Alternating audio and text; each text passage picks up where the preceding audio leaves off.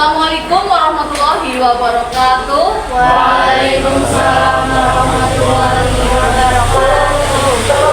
Terima kasih ya kepada Bapak Ibu yang sudah hadir di sini. Alhamdulillah, puji syukur kehadirat Allah Subhanahu wa taala yang telah melimpahkan rahmat, hidayah serta inayah kepada kita semua sehingga kita bisa berkumpul dalam keadaan sehat. Tak lupa salawat serta salam kami junjungan kepada Nabi Agung Nabi Muhammad SAW. Semoga di yaumil akhir kita semua bisa mendapatkan syafaatnya. Amin amin ya rabbal alamin. Terima kasih juga di sini untuk Bapak Ibu yang sudah hadir ya dalam mengikuti diseminasi untuk menyebarkan pemahaman dan pengalaman penerapan budaya positif. Di sini saya akan menyampaikan tentang bagaimana pemahaman serta pengalaman penerapan budaya positif itu.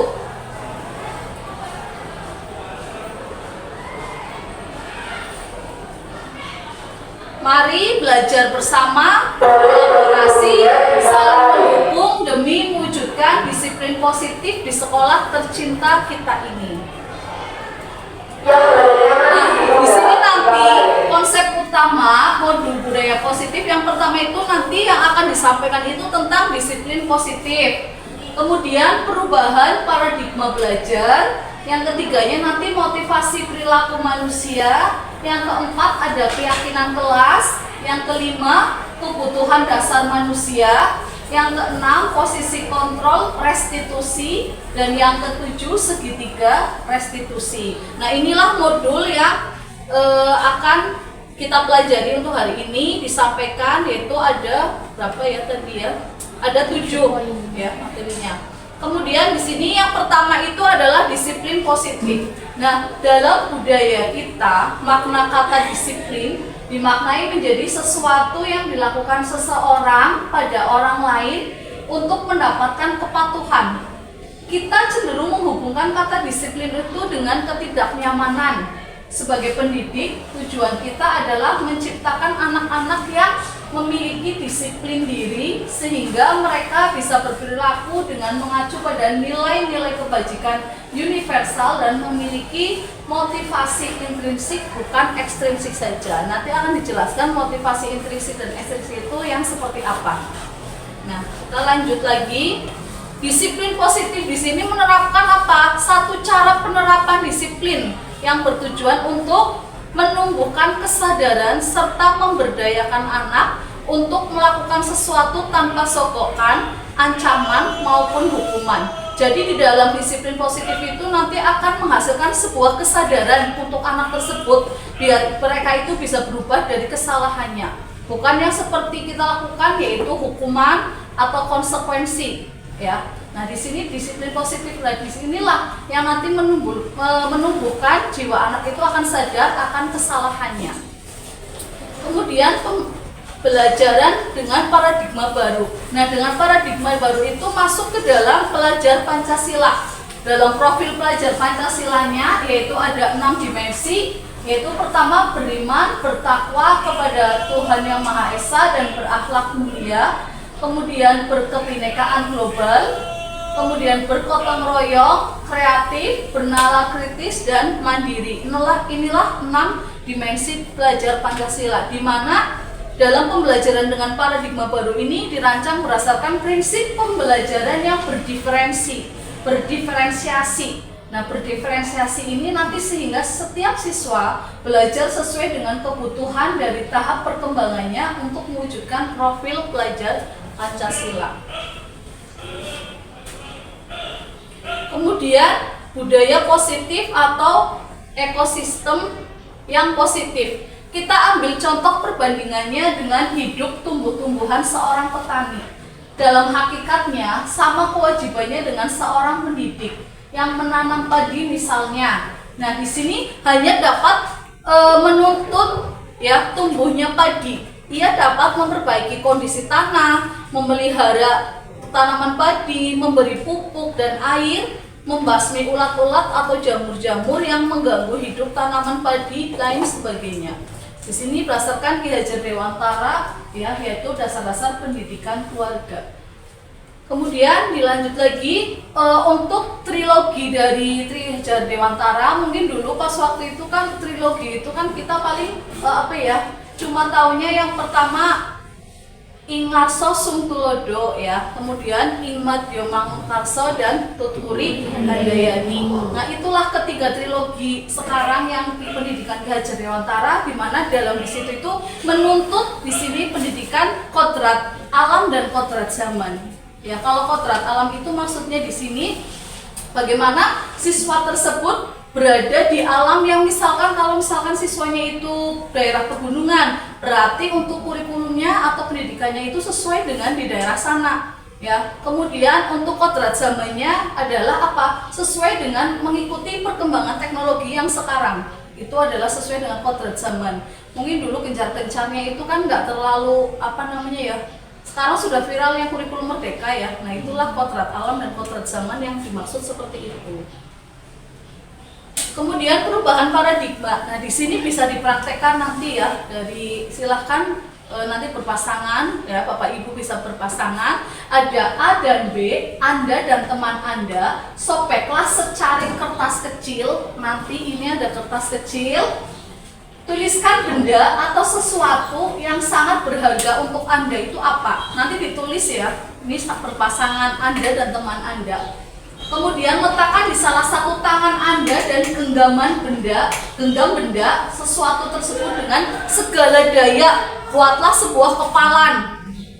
Kemudian teman Anda, yang B itu teman Anda, akan mencoba dengan sekuat tenaga dengan berbagai cara untuk meminta Anda memberikan benda tersebut. Nanti apa yang terjadi? Ya, di sini saya bagikan untuk nanti Ibu sini berpasangan dengan ini ya, boleh ya. Nanti ini Pak berpasangan dengan ini, boleh berpasangan dengan siapa, nanti ini dibagikan. Silakan ditulis yang dapat kertasnya ini, ditulis benda yang sangat berharga itu apa, tapi jangan dikasih tahu yang lainnya. Ini dulu ya. Ya. Silakan ditulis benda yang sangat berharga itu apa. Bebas berarti ya, Bu? Bebas. Bebas. Yang sangat berharga itu apa, nanti digenggam. Oh iya.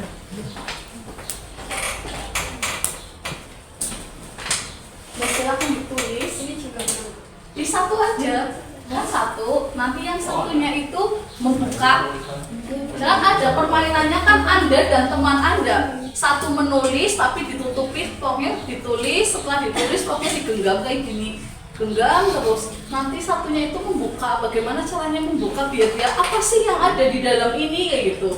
Tulisan apa sih yang tadi teman saya itu maksudnya nulis, kan kita penasaran tentunya ya.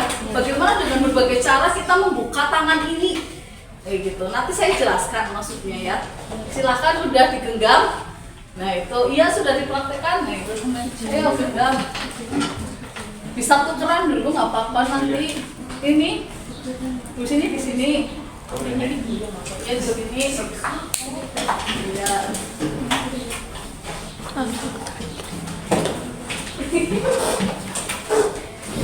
Sudah belum coba? Nah ini silakan. Ini dari genggaman ini silahkan dibuka sampai teman kamu itu bagaimana cara membukanya ya. Nanti kamu yang kuat di sini yang membuka. Lemes kan? Ayo dibuka silakan, boleh. Mulai bisa langsung. Ya. Ini sama ini boleh. Iya, Mas. Ini mau apa udah sampai ini aja. Ini dibuka coba. Kok buka kan? Yang tinggi boleh itu ya, kameranya kelihatan akhirnya sini. Nah, coba dibuka. Ayo. Ayo dibuka dengan kan berbagai cara boleh. Silakan.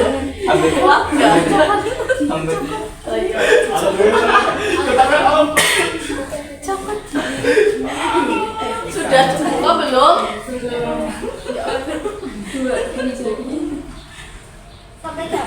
Ya, kalau berapa aja sudah kasih waktu sampai 10 dihitung ya. 1 sudah, 2, belum itu kok bisa makan. yang kenceng dong. Nah itu kan, sudah ada yang sudah dapat. Coba tulisannya apa itu? Yang berharganya apa?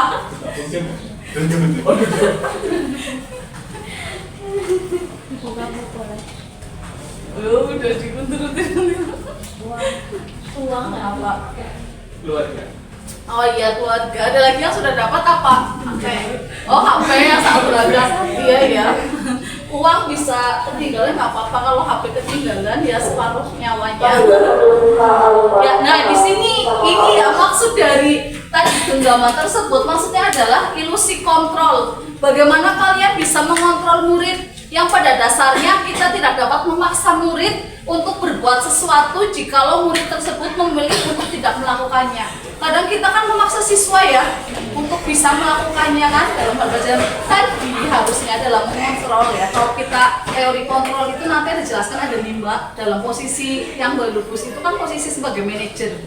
Nah di sini dalam teori kontrol di sini sebenarnya apa? Dalam kita itu menggenggam tadi ada yang mungkin dengan cara halus. Ada yang satu-satu seret, ada yang tadi saya lihat kok kayak gini ya, tarik-tarikan. Nah bagaimana kita menghadapkan dalam misalkan kita di posisi kontrol, bagaimana kita berhadapan dengan siswa apabila kita memaksa seperti itu, yang terjadi itu apa? Siswanya malah Memberontak.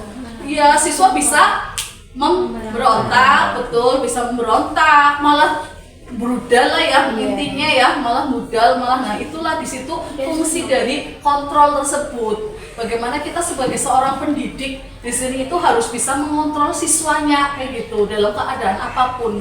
Ya, ada teori kontrol itu kita sebagai yang pertama dalam teori kontrol nanti ada 5 ya. Kita bisa sebagai teman, sebagai pembuat merasa bersalah. Kadang kan kita kalau misalnya ada anak terlambat, kamu sih terlambat terus, bisa dia terlambat baik, sih itu kita kan membuat dia merasa bersalah. Langsung anak tersebut diam kan. Ada yang sebagai teman, kalau kita sebagai teman kita bisa mengajak, ayolah sini coba kita bercerita kenapa kamu terlambat. Nah seperti itu sebagai teman. Tetapi kadang kalau kita ke siswa, kalau misalkan sebagai teman itu kadang disepelekan sebagai seorang guru. Jadi harus ada batasannya. Jadilah seorang manajer. Kalau manajer itu dia itu apa ya? Maksudnya dalam keadaan yang di tengah lah seperti itu. Ya bagaimana ini? Pertanyaannya seperti itu, Mas kenapa ini ada alasannya kan misalkan terlambat pasti sesuatu kan kita tuh menengahi seperti itu, tentu ada alasannya kalau misalkan kamu terlambat itu kenapa, nah itu sebagai kontrol sebagai manajer. Kalau sebagai penghukum, itu kalau misalkan terlambat langsung ya kan langsung push up berapa kali, ini berapa kali, nah itu kita bisa membicarakannya, nanti bisa membedakan antara menghukum, konsekuensi, dan restitusi. Nah nanti ini yang akan dipelajari selanjutnya, akan saya sampaikan selanjutnya adalah itu. Makanya ini adalah ilmu yang sebenarnya sangat bagus sekali untuk menangani siswa ya. Bukan hanya guru BK saja sebenarnya, ini kan materi ini untuk semuanya dalam CKP ya. Kemudian ilusi yang kedua bahwa semua penguatan positif, efektif dan bermanfaat, penguatan positif atau bujukan adalah bentuk-bentuk yang kontrol, bentuk kontrol juga. Makanya kalau dalam kita menguatkan siswa itu harus membuat penguatan yang positif terus. Ya, apabila dalam keadaan siswanya itu malas misalkan ya, saya sering melihat kata malas itu adalah sebuah kata yang negatif. Cobalah kata malas tersebut diganti positif. Misalkan dalam posisi kita bekerja, kita itu kayak gini, males banget lah mau mengerjakan sesuatu. Coba ganti kalimatnya itu menjadi kalimat yang positif dengan cara, ayo semangat kita bekerja. Otak akan merespon kita dan tubuh itu akan bersemangat. Nah seperti itu. Bedanya kalau kita males, susah, ngantuk, itu yang terjadi apa? Malah tubuh kita kan dari otak merespon kan, jadi lumrah-lumruh seperti itu. Makanya dalam keadaan males atau ngantuk kita harus memotivasi diri, merespon diri itu dengan cara apa? Pakai kalimat yang positif. Nah itulah ya, rujukan atau kalimat positif itu bisa membangkitkan motivasi siswa.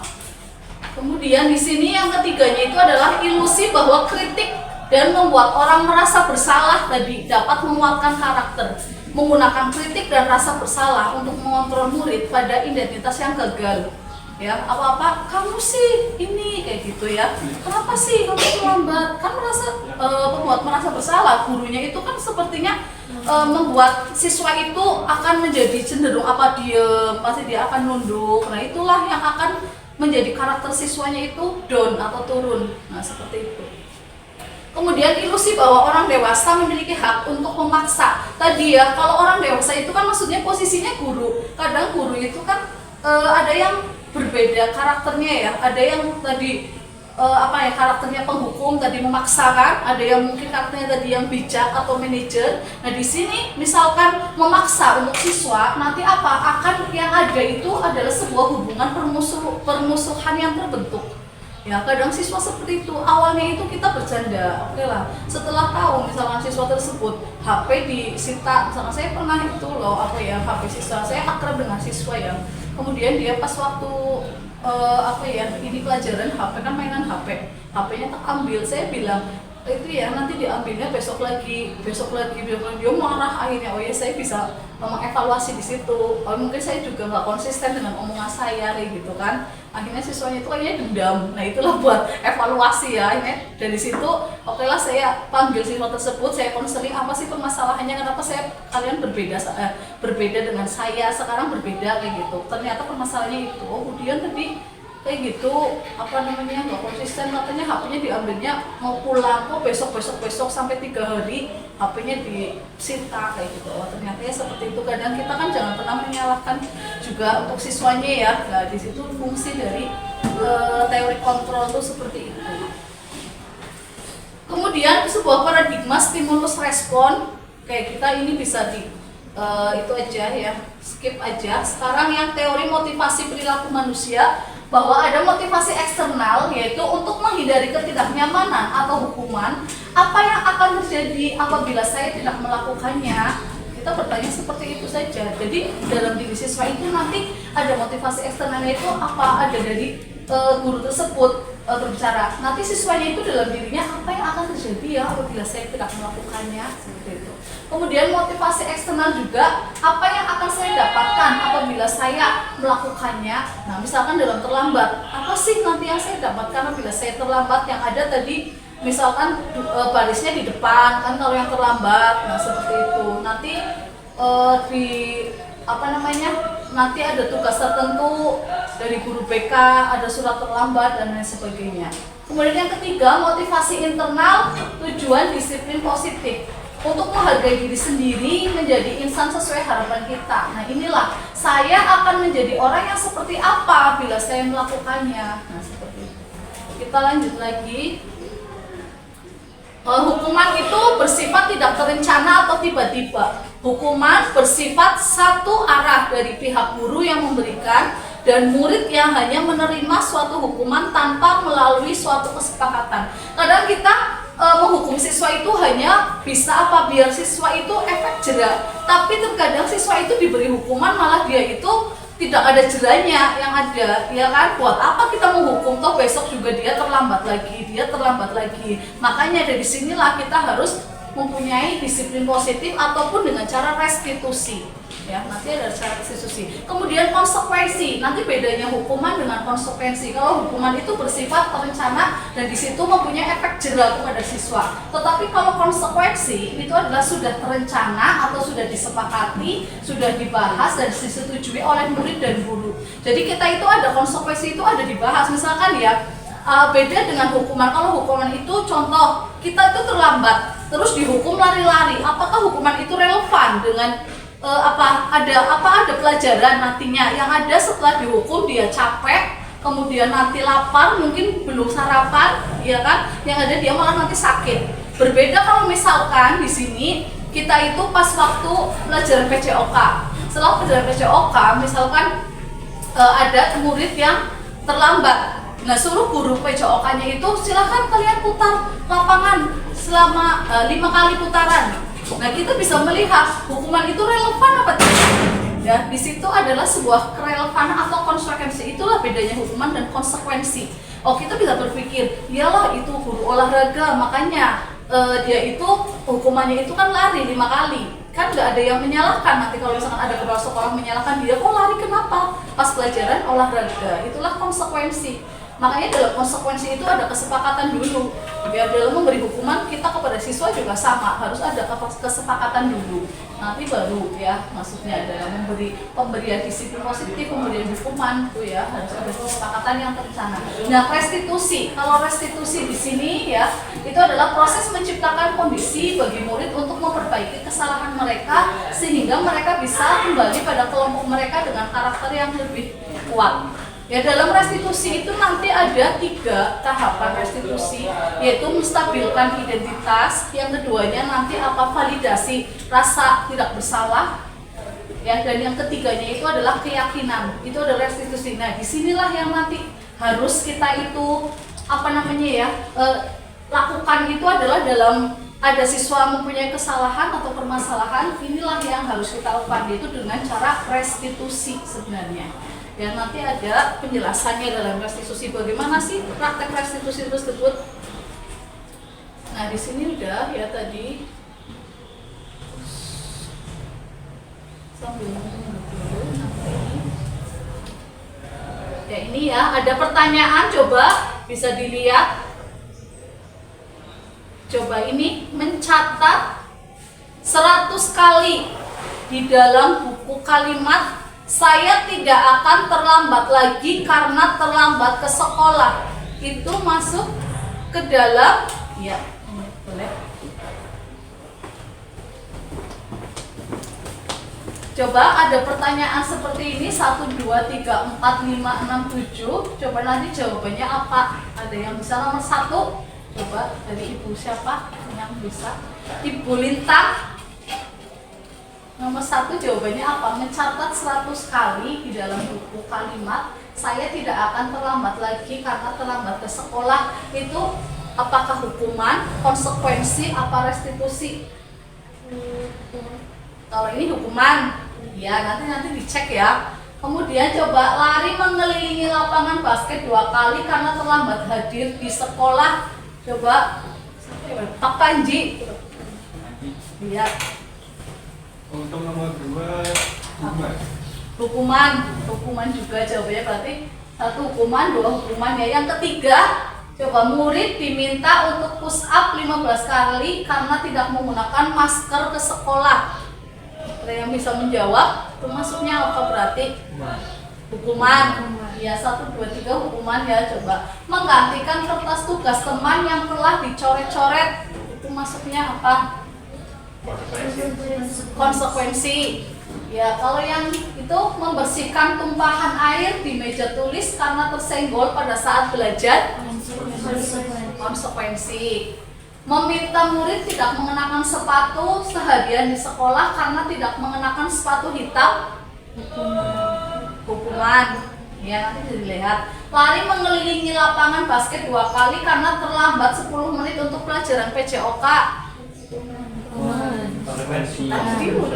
Itu namanya konsekuensi ya. Coba ya dilihat.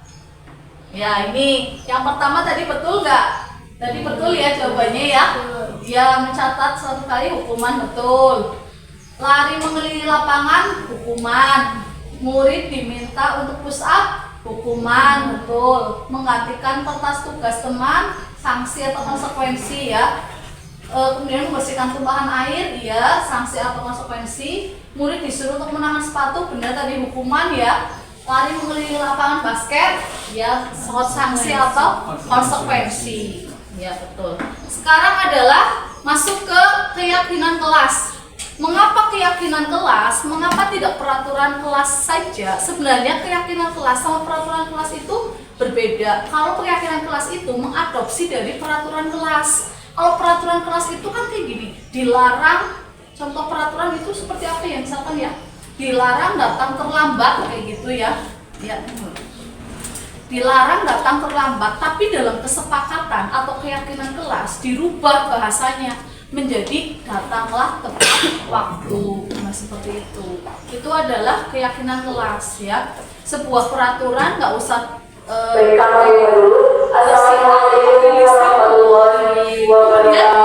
keyakinan yaitu nilai-nilai kebajikan universal yang disepakati secara tersirat dan tersurat lepas dari latar belakang suku, negara, bahasa maupun agama untuk mendukung motivasi intrinsik kembali ke nilai-nilai atau keyakinan yang diungkapkan seseorang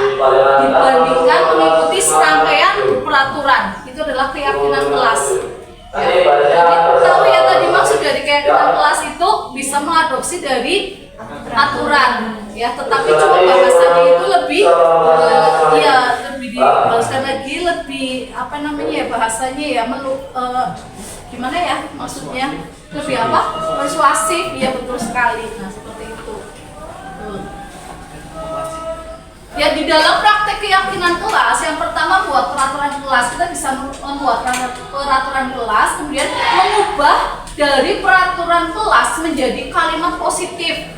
Yang tadi misalkan ya, yang kedua nilai kebajikan, kemudian tampak seperti, tidak tampak seperti, ada nilai kebajikannya di dalam tersebut. Kalau datang tepat waktu kan ada nilai kebajikannya, berarti dia mempunyai rasa tanggung jawab, itulah nilai kebajikannya. Kemudian perbuatan nanti terakhir itu adalah membuat kesepakatan atau keyakinan kelas. Nanti bisa dengan cara keyakinan kelas itu berarti kayak gini ya, kita itu nanti siswa tersebut bisa memberikan satu dalam peraturan, lihat ya peraturan, nanti siswa tersebut bisa memberikan satu pendapatnya kayak gitu, menghargai teman kayak gitu kan, itu sebuah keyakinan, saling menghargai sesama teman. Kemudian apalagi ya, dilarang berbicara, kan yang peraturan kan dilarang berbicara pada saat pelajaran. Nah seperti itu, saling mendengarkan kayak gitu ya, apabila guru menjelaskan kayak gitu. Itu adalah keyakinan yang seperti itu dirubah jadi. Kemudian kebutuhan dasar manusia, ada 5 kebutuhan dasar manusia, yaitu cinta kasih, rasa memiliki dan dimiliki, penguasaan, bertahan hidup, kesenangan dan kebebasan. Inilah yang dibutuhkan dari dasar manusia itu seperti itu. Kita itu butuh apa? Sebenarnya siswa itu butuh perhatian, butuh cinta dan kasih. Dia terlambat itu sebenarnya butuh perhatian dari gurunya, bukan malahan butuh teman ya, seperti itu. Bertahan hidup, bertahan hidup kan kita lihat dengan cara. Kemudian dari rasa kesenangan, kalau siswa dipuji dia itu punya rasa kesenangan. Nah, kebebasan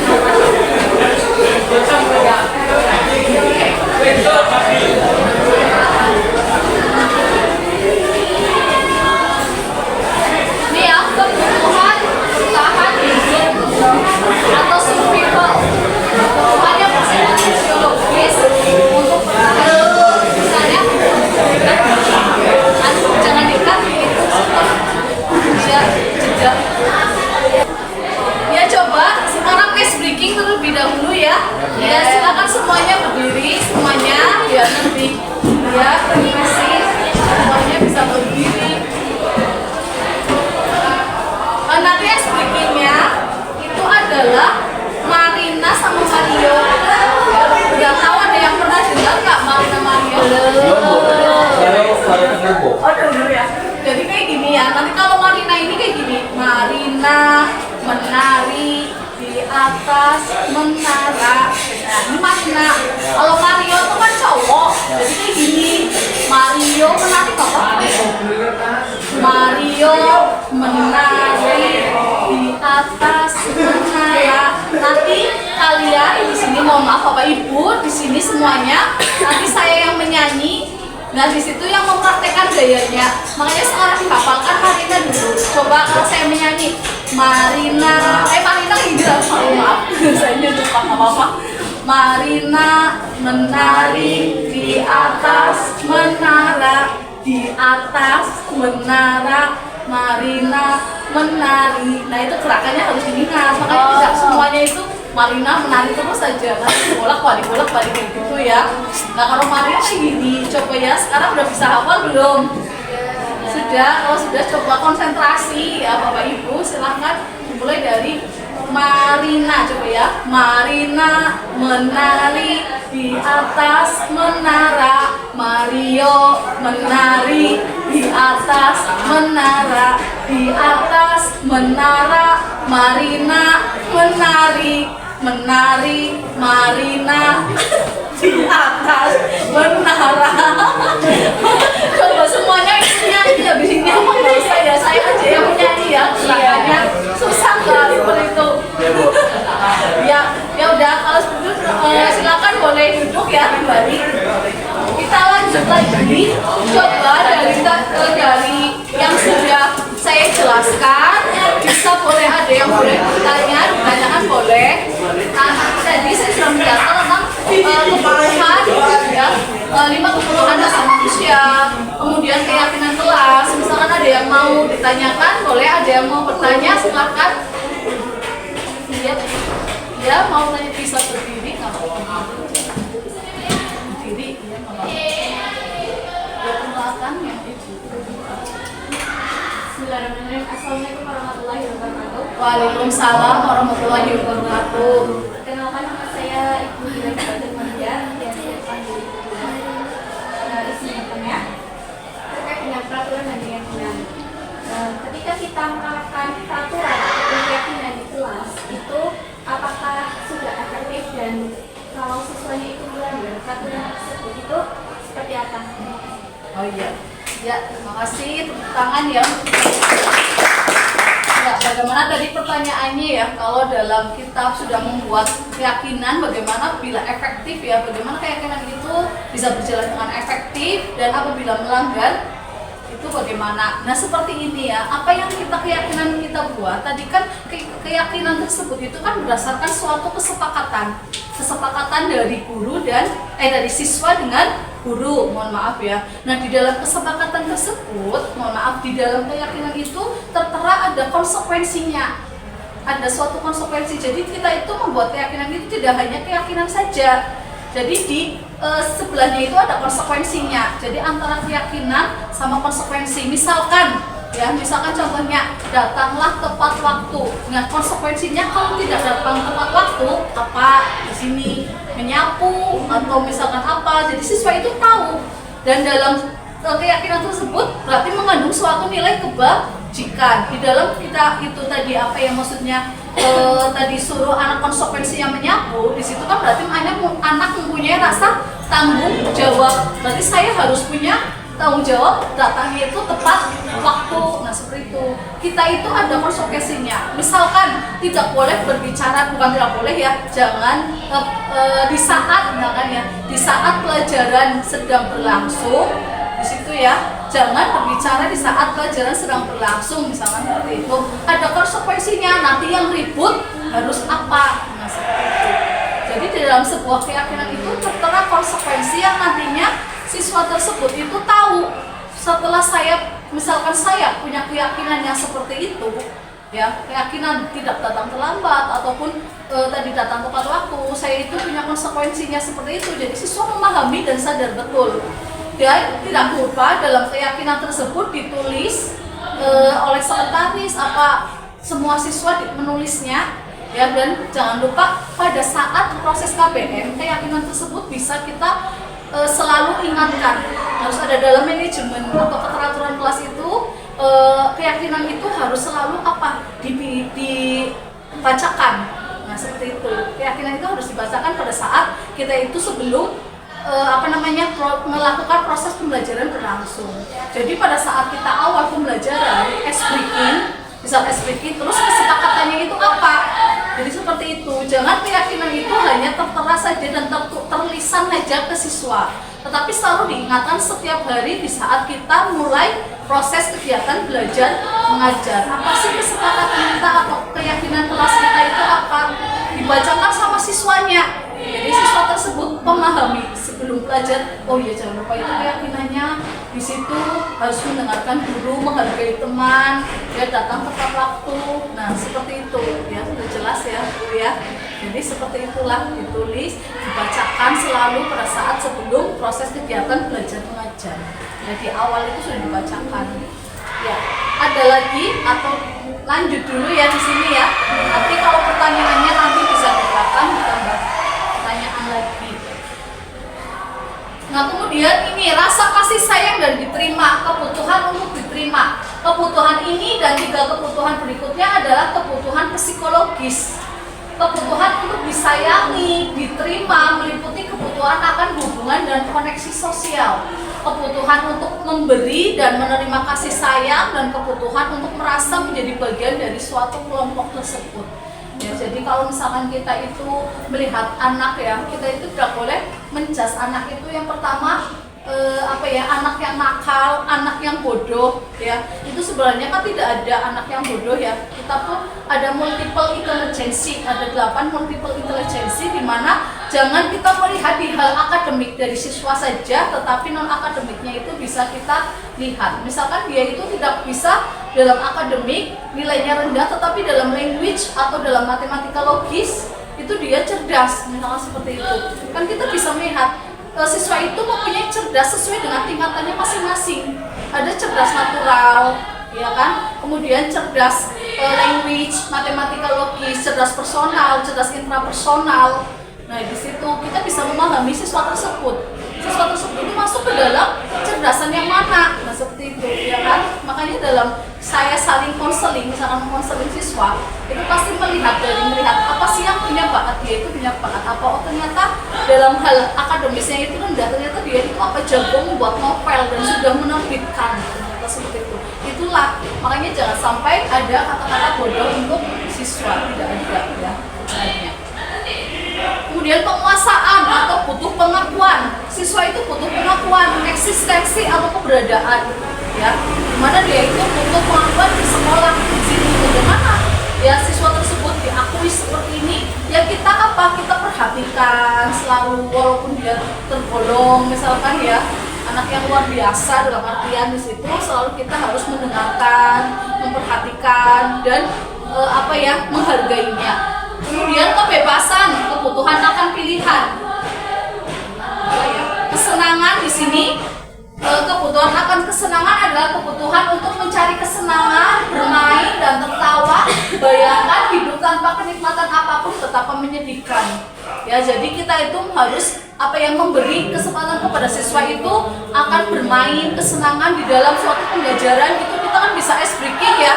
Nah, itu membuat kemarin saya bisa melihat ice breaking di sebelah itu ramai banget ya. Saya lihat loh anak ternyata lagi berpengen. Nah itu ya, kita itu bisa memberikan kesenangan kepada mereka itu dalam bentuk yang seperti itu, ice breaking. Nah ya, ataupun dalam pembelajaran. Ini sudah tadi 5 posisi kontrol yang sudah tadi di awal sudah dijelaskan. Ada penghukum, pembuat merasa bersalah, ada pemantau, dan ada sebagai teman dan manajer. Jadi ini posisi kontrol ini sebenarnya dari guru semuanya ya. Kita itu termasuk guru yang mana?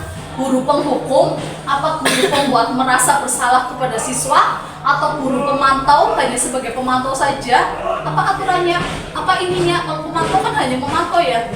Kamu tahu nggak aturan di sini itu apa? Kamu tahu nggak kenapa datang terlambat itu bagaimana?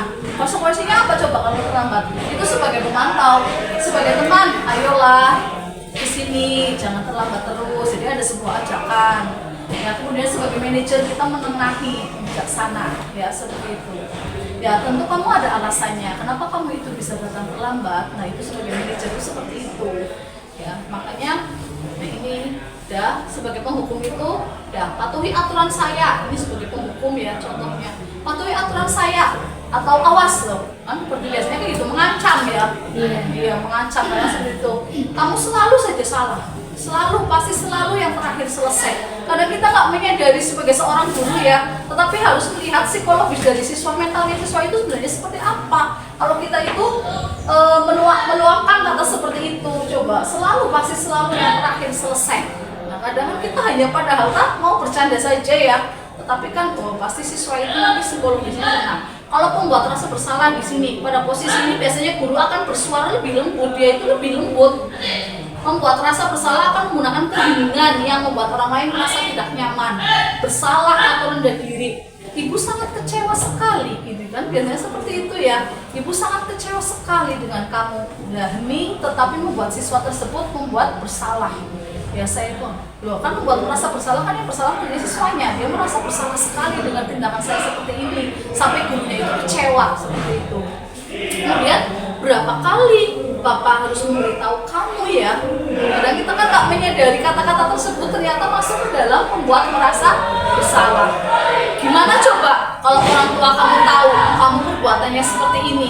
Nah, itu kan merasa bersalah ya, membuat merasa bersalah kepada siswanya. Coba di dalam posisi teman, ya di sini.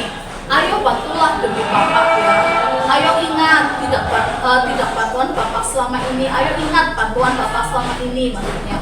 Ya sudah kali ini tidak apa-apa, nanti Ibu bantu bereskan. Itu kita posisi sebagai teman. Tapi dalam posisi sebagai teman itu juga salah juga yang tadi, makanya kita itu nanti akhirnya tidak dihargai sama siswa tersebut. Kemudian lanjut lagi sebagai pemantau. Nah ini sebagai pemantau, mengawasi ya. Kemudian pada saat kita mengawasi, bertanggung jawab atas perilaku orang yang kita awasi. Pertanyaannya, peraturannya apa? Apa yang telah kamu lakukan? Sanksi atau konsekuensinya apa? Sebagai pemantau, pintar mantau aja seperti itu. Kemudian posisi sebagai manajer. Di sini manajer adalah posisi di mana guru berbuat sesuatu bersama dengan murid, mempersilahkan murid mempertanggungjawabkan perilakunya, mendukung murid agar dapat menemukan solusi atau permasalahannya sendiri. Guru dapat berkolaborasi dengan murid bagaimana memperbaiki kesalahan yang ada. Nah, seorang manajer itu akan berkata, apa yang kita yakini? Nanti siswa itu akan menjawab. Keyakinan kita di dalam kelas itu adalah apa? Datang tepat waktu. Nah, di situ makanya kalau kamu datang tidak tepat waktu, berarti konsekuensinya apa? Nah, seperti itu. Apakah kamu meyakininya? Jika kamu meyakininya, apakah kamu bersedia memperbaikinya? Itu adalah posisi sebagai manajer. Jika kamu memperbaiki ini, hal ini menunjukkan apa tentang dirimu? Apa rencana kamu untuk memperbaiki hal ini?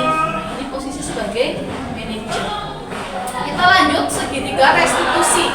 Nih, segitiga restitusi itu ada 3 tahapan. Yang pertama, menstabilkan identitas, validasi tindakan yang salah, dan menanyakan keyakinan. Dalam menstabilkan identitas di sini,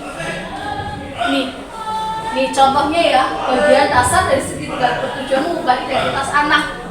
Nah, dalam menstabilkan identitas di sini, kita itu pakai bahasanya itu apa?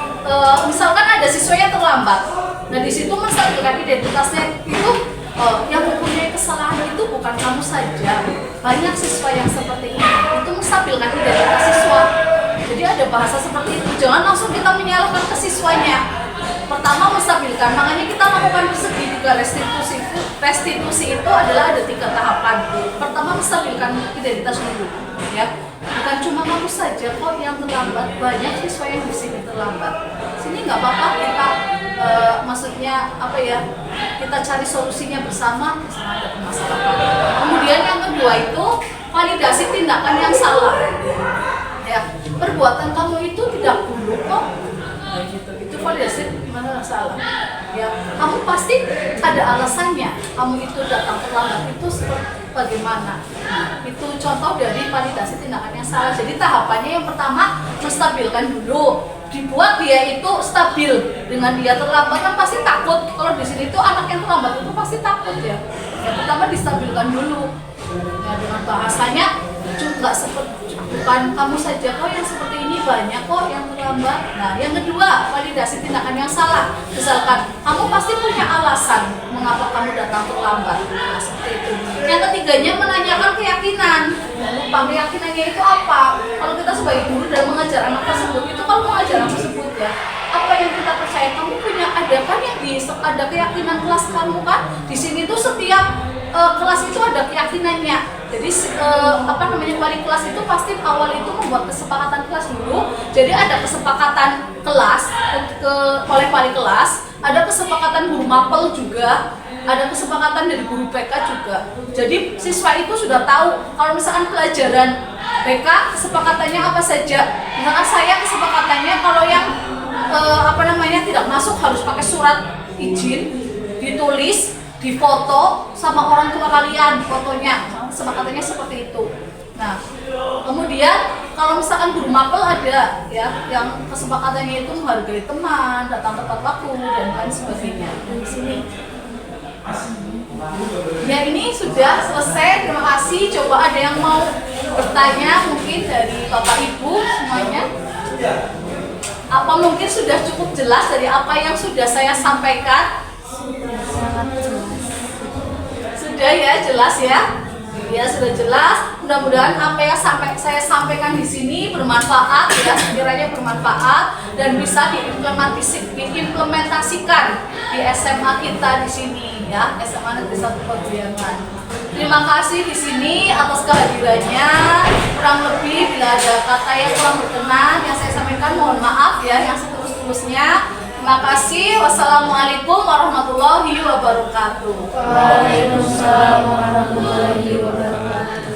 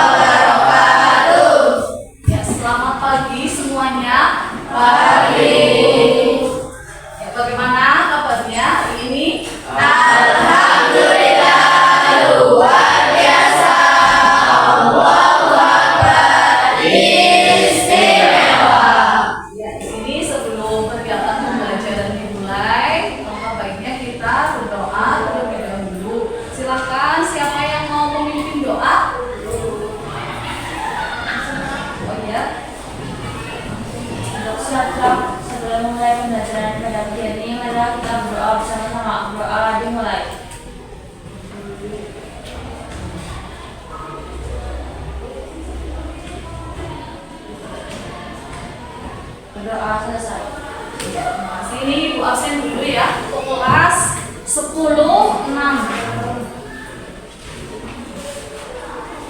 Coba Apiatun. Oh ya, silakan ini hari ini yang tidak masuk siapa? Baca apa keterangannya? Alfa.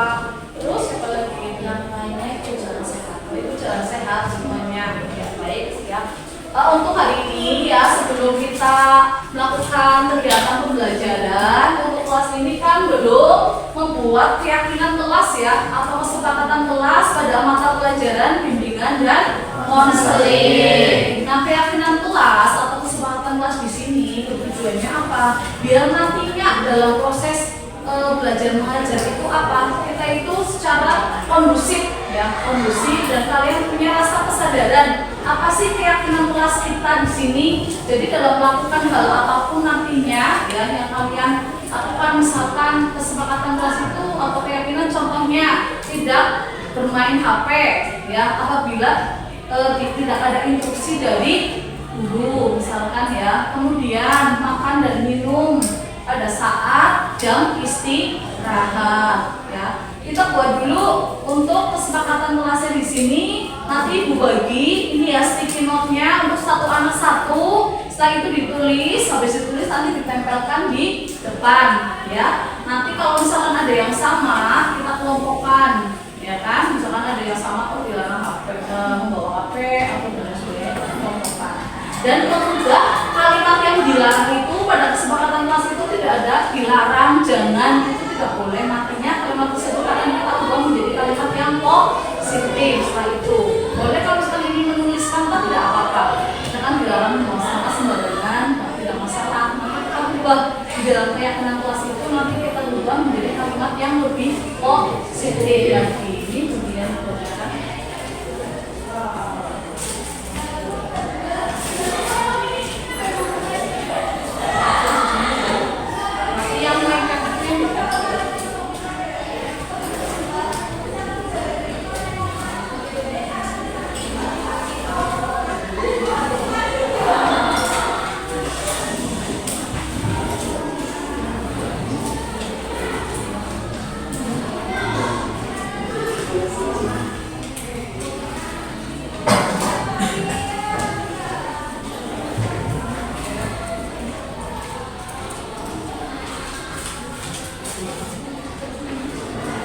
Ya, silakan ditulis. Nanti kalau yang sudah bisa menempelkan di depan.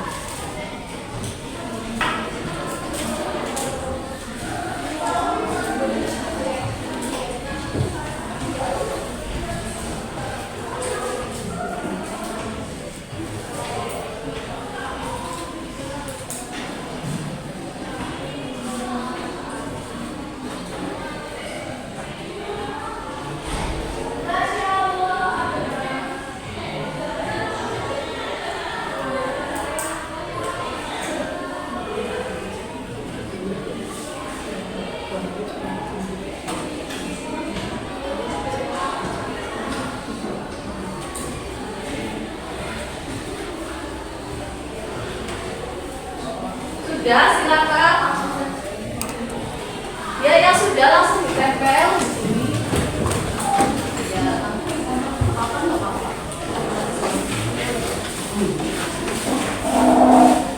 Asli ya. Yang sudah boleh duduk. Kalau tetap nggak apa-apa, pel-pel gitu.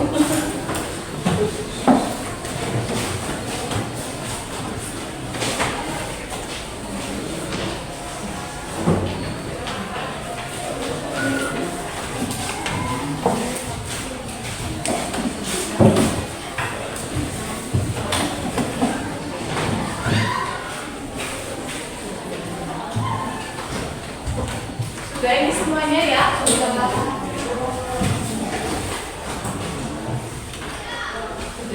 ya itu baca satu. Di sini ada yang saling menghormati satu sama lain ya, bisa berbicara secukupnya. Ini bisa dipisah ya, tidak boleh berisik, berarti ini berbicara secukupnya, tidak boleh berisik pada saat jam pelajaran berlangsung, boleh menghargai orang yang sedang berbicara. Ini sama dengan yang saling menghormati ya, menghargai ya. Kemudian bertanggung jawab dalam hal apapun, tidak membuang sampah di laci atau di lantai secara sembarangan, memperhatikan guru ketika sedang menerangkan, tidak bercerita sendiri, tidak makan saat pelajaran, jangan berbicara sendiri, tidak boleh membawa atau makan di kelas, menghargai dan menghormati orang lain, tidak boleh makan di dalam kelas juga. Ini sama, ini yang sama Ibu ambil ya, nanti dipisah saja. Tidak menyilang pembicaraan orang lain.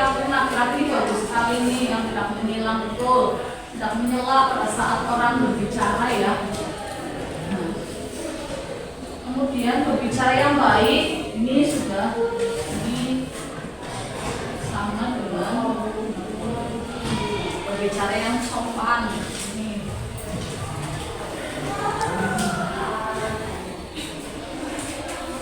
terus saling menghargai, menghormati, ini sama. Mendengarkan guru ketika menjelaskan, berarti ini tidak berbicara sendiri. Ini ya, bertanggung jawab dalam hal apapun, tidak boleh berisik. Masuknya kemana? Ini saja nggak apa-apa. Disiplin waktu.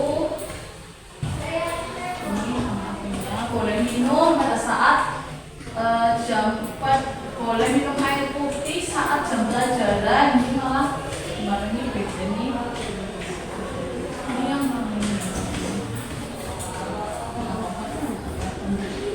tidak membuang sampah di laci, tidak membuang sampah. Ini boleh minum. Ini malah tadi mana yang boleh minum? Ini boleh minum.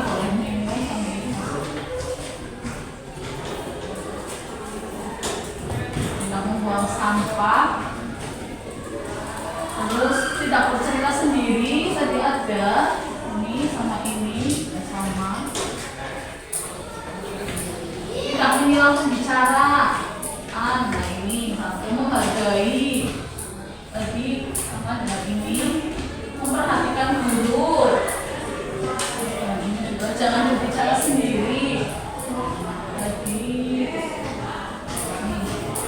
Nah coba dari sini kan sudah Ibu kelompokkan ya, ada berapa kelompok? 1, 2, 3, 4, 5, 6. Ya ada 6 ya yang hampir di sini. Kenapa Ibu kelompokkan? Karena ini sama tadi, jadi Ibu kelompokkan. Nah berarti ini yang pertama, keyakinan kelas kita itu adalah tidak menyilang pembicaraan orang lain. Ya ini 1, disepakati ya. Kemudian yang kedua itu tidak boleh makan dan minum di dalam kelas. Ini ya, minimal tidak boleh makan dan minum ya. Kemudian kalau berbicara sama ya. Nah, bertutur kata yang sopan. 3, ini juga menghargai, ini saling menghormati satu sama lain. Kemudian mendengarkan guru ketika guru sedang menjelaskan. Dan yang terakhir adalah tidak berbicara sendiri.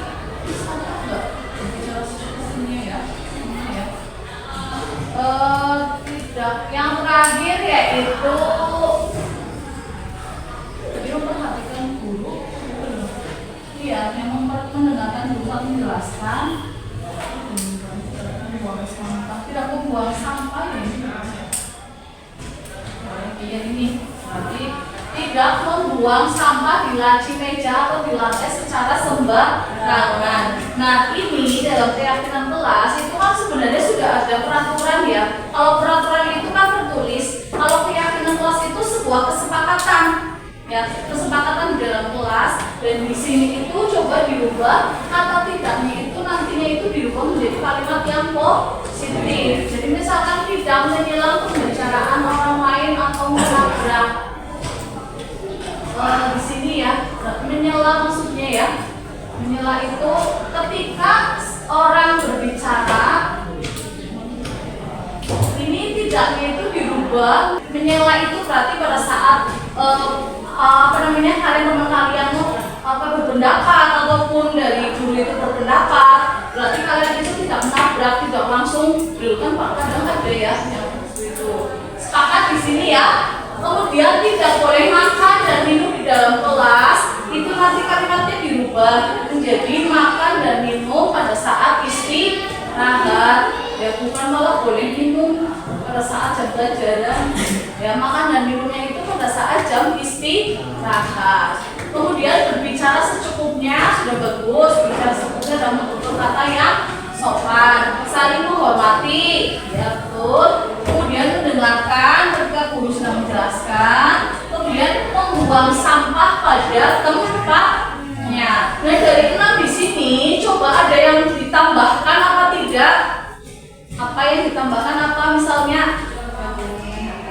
Nah iya masih ada yang kurang ya kan? Tadi ditambahkan yaitu tidak boleh main HP. Jadi boleh main HP pada saat guru ada instruksi dari bapak ibu guru. Ya kan nanti ditambahkan ya di sini ya. Berarti ada lagi coba yang belum. Selain itu apa ada lagi atau tidak? Ada lagi atau tidak? Apa sudah cukup ya? Berarti cukup ditambahkan 1 ya. Tadi mungkin ada yang lupa tambahkan 1 dari sekian. Tambahkan 1 yaitu bermain HP atau boleh membuka HP pada saat ada instruksi dari bapak ibu guru. Nah iya di sini coba sekarang kita boleh tepuk tangan untuk kesepakatan kelasnya. Ya mulai minggu depan berarti sebelum proses pembelajaran ataupun di saat sebelum pembelajaran kita sepakat ya di sini ya. Yang pertama HP-nya itu bila ada bapak ibu guru itu jangan sampai kalian membuka atau bermain HP. Nah pada saat KPM berlangsung inilah 7 kesepakatan kelas yang harus kalian jalani. Di samping itu juga nanti ada konsekuensinya. Ya konsekuensinya misalkan yang pertama ya menyela, tidak boleh menyela pada saat orang berbicara. Konsekuensinya nanti ditulis di sini ya, yaitu nanti kalian harus apa? Harus maju di sini, maju menjelaskan materi yang sedang disampaikan. Di sini boleh dituliskan ya, menjelaskan materi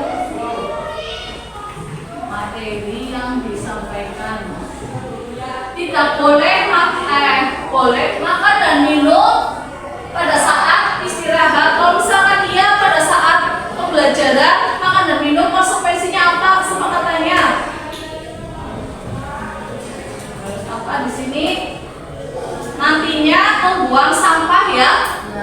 Membuang sampah juga bisa sambil ini. Nanti pada saat selesai jam harus membuang sampah. Berbicara yang sopan.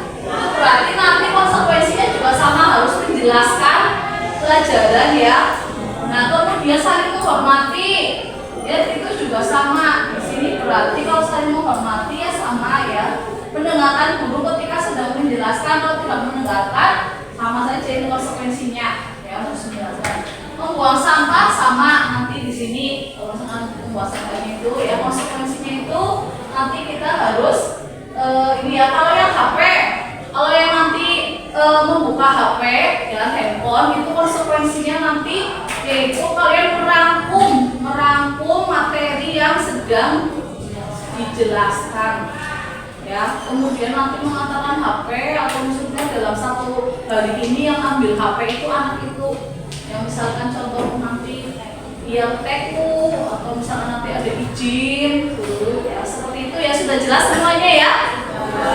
Ya, kalau sudah jelas, ini kita sudah sepakat ya untuk kesepakatan atau keyakinan kelas untuk mata pelajaran Himpunan Nursery. Di sini coba ada yang bisa membacakan kesepakatannya lagi. Ini dibacakan, ya bisa diredaksikan Bapak. Yang pertama, tidak mengira pembelajaran orang lain atau menabrak. Konsekuensinya adalah menjelaskan ulang pembelajaran yang sedang dijelaskan.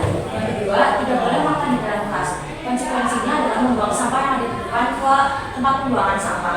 Yang ketiga, berbicara secukupnya dan bertutur kata yang sopan. Konsekuensinya sama seperti yang pertama, menjelaskan ulang pembelajaran yang sedang dijelaskan. Yang keempat, saling menghormati, sama juga seperti di sini. Konsekuensinya adalah menjelaskan pembelajaran. Yang kelima, mendengar ketika guru sedang menjelaskan. Yang sama dengan yang pertama, konsekuensinya adalah menjelaskan ulang pembelajaran. Yang terakhir, tidak membuang sampah di atas meja atau di lantai secara sembarangan. Konsekuensinya adalah membuang sampah di depan ke tempat pembuangan sampah. Terakhir adalah HP. Kalau misalnya yang membuka HP, nanti akan menampung materi yang sedang dijelaskan dan mengantar HP ke TU secara seharian penuh. Ya sudah jelas ya. Ya kita kasih tepuk tangan untuk jelas. Kan? Coba kemudian tanya untuk refleksinya bagaimana untuk pembelajaran hari ini, perasaan kalian? Senang. Jadi ada hal baru ya yang kalian dapatkan di sini, yaitu bahwa dalam sebuah proses pembelajaran dalam penghitungan ada kegiatan belajar mengajar, ada yang harus kita yakini terlebih dahulu, ya ada yang harus kita sepakati agar pembelajaran itu bisa berjalan dengan lancar. Ya baik, terima kasih ya. Dan cukup sekian. Wassalamualaikum warahmatullahi wabarakatuh. Waalaikumsalam warahmatullahi wabarakatuh. Terima kasih Bu Ria.